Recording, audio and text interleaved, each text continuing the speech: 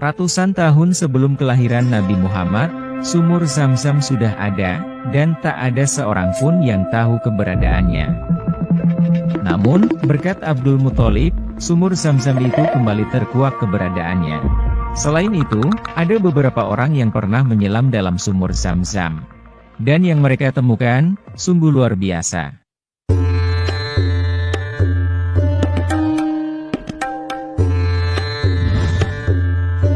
Abdul Muthalib. Dikutip dari buku sejarah Ka'bah karya Ali Husni Al-Harbutli, sejumlah sejarawan berbeda pendapat mengenai hilangnya sumur Zam-Zam. Sebagian dari mereka menganggap, hilangnya sumur Zam-Zam disebabkan faktor geografis, yakni adanya banjir bandang yang melanda Mekah jauh sebelum kelahiran Nabi Muhammad. Tetapi, sebagian besar sejarawan justru meyakini, hilangnya sumur Zam-Zam karena faktor kesengajaan. Ini didasarkan pada bukti adanya kisah pemimpin Mekah yang hidup jauh sebelum masa Abdul Muthalib, yaitu Madad bin Amru al-Jurhumi. Kala itu, dia terlibat peperangan dengan musuhnya, dan kalah. Karena kekalahan itu, dia menyadari akan diusir dari Mekah. Untuk mengantisipasi hal itu, maka Madad memutuskan untuk menutup sumur Zam-Zam. Dan mulai saat itu, penduduk Mekah selalu menggali sumur, karena persediaan air yang ada sangat sedikit. Pencarian sumur Zam-Zam ini, berlangsung selama berabad-abad.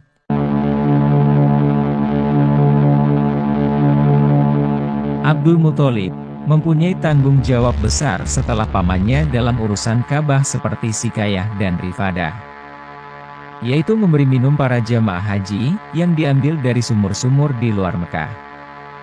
Pada suatu hari, Mekah dilanda kekeringan yang mengharuskannya mencari solusi dari kekeringan tersebut sebelum para jamaah haji datang untuk melaksanakan haji. Suatu hari, Abdul Muthalib tidur di Hakim Ka'bah atau Hijr Ismail. Dalam mimpi, seseorang menyuruhnya menggali, "Galilah Thaibah." Abdul Muthalib bertanya, "Apa Thaibah itu?" Namun mimpi berlalu tanpa adanya jawaban. Keesokan harinya ketika Abdul Muthalib sedang tidur, orang tersebut datang kembali untuk kedua kalinya seraya berkata, "Galilah Biro." Abdul Muthalib masih tidak paham, ia menjawab, "Apa itu Biro?" Bukannya menjawab, orang itu malah pergi begitu saja. Lalu keesokan harinya, orang tersebut datang untuk ketiga kali dalam mimpinya. "Galilah Mahnunah." Abdul Muthalib kembali bertanya, "Apa itu Mahnunah?" Orang itu pergi lagi, tanpa memberi jawaban apapun. Barulah hari keempat, orang misterius tersebut datang di mimpinya dengan perintah yang jelas, "Galilah Zam-Zam." Namun demikian, kakek Rasul ini masih belum paham, ia pun bertanya kembali, "Apa itu Zam-Zam?" "Air yang tidak kering dan tidak meluap, engkau dapat memberi minum para jamaah haji dengannya. Letaknya di antara kotoran dan darah, di paruh gagak yang tuli, dan di sarang semut," jawab si misterius. Setelah mendapat tanda-tandanya, akhirnya dia bersama putra sulungnya, yang juga satu-satunya putranya pada saat itu, melakukan penggalian di lokasi Zam-Zam sekarang ini. Singkatnya, penggalian pada hari keempat, dinding sumur mulai nampak. Setelah beberapa kali penggalian, tingkat airnya dapat dicapai. Dia pun masuk, dan menemukan bahwa, di dalam sumur ada dua patung rusa emas, pedang, dan perisai. Atas keberhasilan ini, Abdul Muthalib berseru, "Allahu Akbar," dan berkata, "Inilah sumur Ismail." Orang-orang Quraisy pun mengerumuni Abdul Muthalib, dan mengatakan, karena sumur itu semula milik Ismail, maka ketika ditemukan kembali, sumur itu pun jadi milik seluruh suku. Abdul Muthalib menolak pendapat mereka, dengan mengatakan bahwa sumur itu merupakan karunia khusus dari Allah yang dianugerahkan kepada dirinya. Pada akhirnya, orang-orang Quraisy sepakat menyerahkan persoalan mereka kepada wanita arif dari suku Sa'ad di Syria. setiap marga mengutus satu orang untuk mewakili marga bersangkutan. Abdul Muthalib, bersama putranya dan beberapa sahabat, berada dalam kafilah yang sama, namun Abdul Muthalib memiliki pemahaman dan persiapan tersendiri. Ketika perjalanan di tengah gurun, air yang dibawa Abdul Muthalib habis. Seluruh anggota kelompok lain tak mau berbagi air. Mereka nyaris mati. Abdul Muthalib menyarankan kelompoknya untuk menggali beberapa kuburan, agar kalau ada yang mati, maka tinggal menguburkannya saja. Dengan demikian, hanya satu orang saja yang matinya terakhir, dan yang tidak akan terkubur. Mereka pun menggali kuburan mereka sendiri. Kelompok lain cuma menonton saja. Pada hari kedua, Abdul Muthalib menasihati sahabat-sahabatnya bahwa menyerah kepada kematian tanpa melakukan upaya habis-habisan merupakan sikap pengecut. Kemudian Abdul Muthalib menaiki untanya, dan untanya pun bangkit. Pada saat itulah, kaki unta menjejak-jejak bumi. Dan tiba-tiba, keluarlah air yang sejuk lagi sedap rasanya. Abdul Muthalib mengucapkan, Allahu Akbar. Para sahabatnya juga ikut mengucapkan, Allahu Akbar. Mereka pun lalu meregupnya untuk menghilangkan dahaga, lalu mengisi penuh wadah-wadah air mereka yang terbuat dari kulit. Abdul Muthalib kemudian mengundang kelompok lawan untuk ikut mengisi wadah-wadah air mereka yang juga terbuat dari kulit. Sahabat-sahabat Abdul Muthalib merasa keberatan, namun Abdul Muthalib mengatakan, kalau kita berbuat seperti mereka, maka tak ada bedanya antara kita dan mereka. Seluruh kafilah pun mengerumuni sumber air itu. Mereka minum dan mengisi penuh wadah-wadah air mereka yang terbuat dari kulit. Kemudian mereka berkata, wahai Abdul Muthalib, demi Allah, Allah telah menentukan antara kamu dan kami. Dia telah menganugerahkan kemenangan kepadamu. Demi Allah, kami tak akan pernah berselisih denganmu tentang Zam-Zam. Tuhan yang telah menciptakan sumber air ini di sini, di gurun ini, untukmu telah menganugerahkan Zam-Zam kepadamu. Maka sejak saat itu, Zam-Zam pun menjadi milik pribadi Abdul Muthalib. Tariq Hussein. Tariq Hussein merupakan seorang insinyur desalting, atau insinyur kimia untuk memproduksi air minum dari air laut di Riyadh, dan sempat meneliti air Zam-Zam. Dalam laporan hasil penelitian kualitas air Zam-Zam, ia mengisahkan pernah melakukan penelitian pada tahun 1971.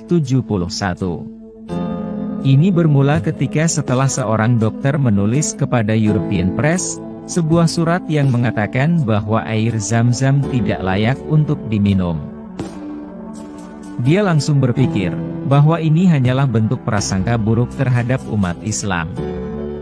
Dan karena pernyataannya didasarkan pada asumsi, bahwa karena Ka'bah adalah tempat yang dangkal di bawah permukaan laut, serta terletak di pusat kota Mekah, air limbah kota yang terkumpul melalui saluran air jatuh ke dalam sumur yang menahan air. Berita itu sampai ke telinga Raja Faisal yang menjadi sangat marah, dan memutuskan untuk membantah pernyataan provokatif dokter tersebut. Dia segera memerintahkan Kementerian Pertanian dan Sumber Daya Air untuk menyelidiki, dan mengirim sampel air Zam-Zam ke laboratorium Eropa untuk menguji kemampuan air minum, dan Tariq pun terpilih untuk melaksanakan tugas ini. Pada tahap ini, Tariq tidak tahu seperti apa sumur yang menampung air itu. Dia lalu pergi ke Mekah dan menghadap ke pihak berwenang di Ka'bah.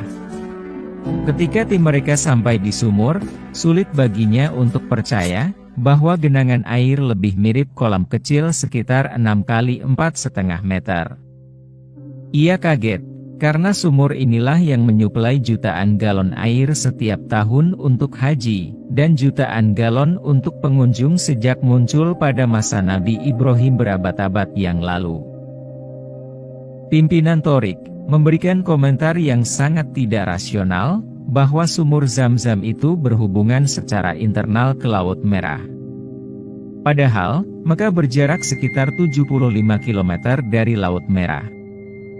Namun, hasil sampel air yang diuji oleh laboratorium Eropa dan yang dianalisis di laboratorium, ternyata hampir identik. Perbedaan antara air Zam-Zam dengan air dalam kota lainnya, terletak pada jumlah garam kalsium dan magnesium. Kandungannya sedikit lebih tinggi pada air Zam-Zam. Ini mungkin alasan, mengapa air ini menyegarkan para haji yang lelah. Tetapi yang lebih penting, air ini mengandung fluorida, yang memiliki aksi pembasmi kuman yang efektif. Apalagi, pernyataan dari laboratorium Eropa menunjukkan, bahwa air itu layak untuk diminum. Oleh karena itu pernyataan dokter tersebut terbukti tidak benar. Ketika ini dilaporkan kepada Raja Faisal, dia sangat senang dan memerintahkan kontradiksi laporan tersebut di European Press. Hikmahnya, semakin banyak Anda menjelajah, semakin banyak keajaiban yang muncul, dan Anda menemukan diri Anda secara implisit percaya pada keajaiban air yang Tuhan berikan, sebagai hadiah bagi umat beriman yang datang dari jauh dan luas ke tanah gurun untuk berziarah. Inilah hasil penelitian Thorik, yang merangkum beberapa fitur air Zam-Zam. Pertama, sumur ini tidak pernah mengering, walaupun kebutuhan air selalu terpenuhi. Kedua, selalu mempertahankan komposisi garam dan rasa yang sama sejak pertama kali ada. Portabilitasnya selalu diakui secara universal, saat peziarah dari seluruh dunia mengunjungi Ka'bah setiap tahun untuk haji dan umrah. Tetapi, tidak pernah mengeluh tentang hal itu. Sebaliknya, mereka selalu menikmati air yang menyegarkan mereka. Ketiga, air terasa berbeda di tempat yang berbeda, karena daya tarik air Zam-Zam selalu universal. Keempat, air ini tidak pernah diolah secara kimiawi atau diklorinasi, seperti halnya dengan air yang dipompa ke kota-kota. Pertumbuhan biologis dan vegetasi biasanya terjadi di sebagian besar sumur. Hal ini membuat air menjadi tidak enak, karena pertumbuhan alga menyebabkan masalah rasa dan bau. Tetapi, dalam kasus sumur air Zam-Zam, tidak ada tanda-tanda pertumbuhan biologis. Sultan Maulana Mansyuruddin. Ada cerita lagi dari orang Banten, mengenai sumur Zam-Zam dan kaitannya dengan Batu Huran. Lokasi Batu Huran ini, berada di Pandeglang.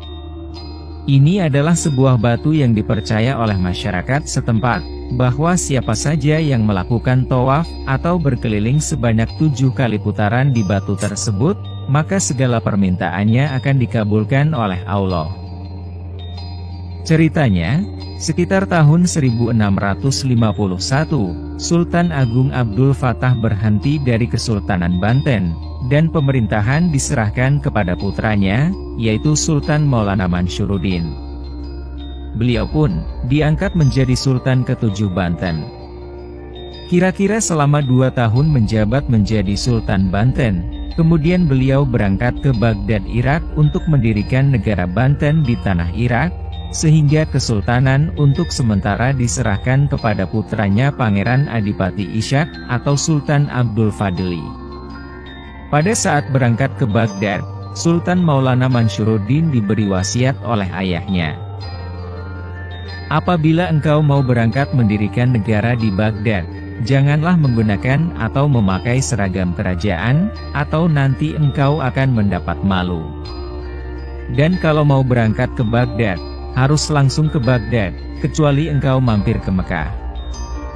Dan sesudah itu, langsung kembali ke Banten. Setibanya di Baghdad, ternyata Sultan Maulana Mansyuruddin tidak sanggup untuk mendirikan negara Banten di Baghdad sehingga beliau mendapat malu. Saat akan pulang ke Banten, beliau pergi ke Mekah. Beliau berdoa meminta petunjuk kepada Allah, untuk dapat pulang ke Banten. Akhirnya beliau mendapatkan petunjuk. Dan dengan izin Allah, beliau menyelam di sumur Zam-Zam. Secara mengejutkan, beliau kemudian muncul pada sebuah kubangan air di daerah Pandeglang, Banten. Setelah itu, dari bekas lubang tempat menyelamnya Syekh Mansyuruddin, keluarlah air terus-menerus tak kunjung berhenti. Masyarakat sekitar percaya bahwa air tersebut adalah air dari sumur Zam-Zam. Karena takut jamaah haji kekurangan air karena sumur Zam-Zam bocor ke Banten, maka diambilkan Al-Quran untuk menutup lubang tersebut. Tak lama Al-Quran itu pun berubah menjadi batu. Cerita lain menyebutkan, kalau batu itu sudah ada di sana. Lalu oleh beliau, batu tersebut ditulis ayat-ayat Al-Quran dengan menggunakan telunjuknya. Sehingga, oleh masyarakat sekitar dikeramatkan, dan dikenal dengan nama keramat Batu Quran. Menurut cerita penjaga pemandian Cibulakan, air kolam pemandian yang dalamnya hanya sekitar 1 meter hingga dasar kolam ini, tak bisa kering, sekalipun musim kemarau berlangsung panjang. Dan konon, pengeringan kolam pernah dilakukan sebelumnya untuk meneliti keberadaan Batu Quran tersebut. Anehnya, air kolam tidak pernah mau kering walaupun disedot pipa air bertekanan ratusan kubik per jam. Secara kasat mata, Batu Quran tersebut akan terlihat seperti batu pada umumnya. Dan katanya, dengan cara apapun dan dengan alat apapun, tidak akan bisa terlihat tulisan Al-Quran di batu tersebut. Tulisan Al-Quran pada batu itu, hanya bisa dilihat dengan mata batin. Hanya orang yang hati dan jiwanya bersihlah yang bisa melihat tulisan Al-Quran tersebut.